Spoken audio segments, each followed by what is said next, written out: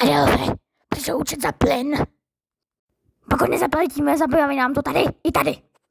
Já vám říkal, ať šetříte, ale vy neposlouchal.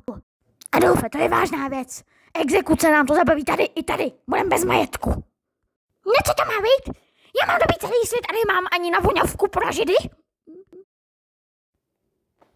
Áďo. To si domluv tady se Steinerem.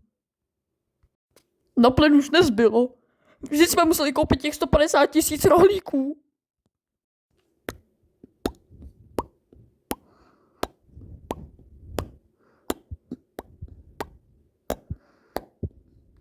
Ty jsi ale kokot.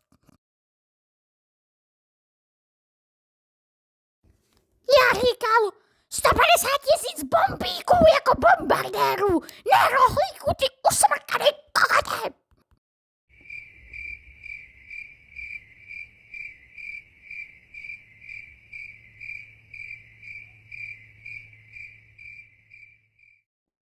Vy za to ještě zaplatíte.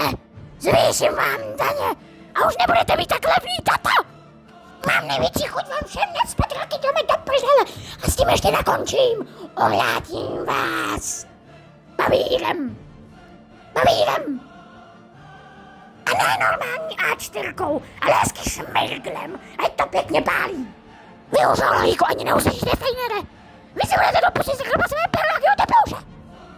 Sorry, Aďo, ale ojel jsem ti, mámo. Jen počkej, za to nezaplatíš ty hajzl jeden. A taky tvojí ségro. Tak to už je moc. Udělám se teplouše. A budeš teplý jak sporák.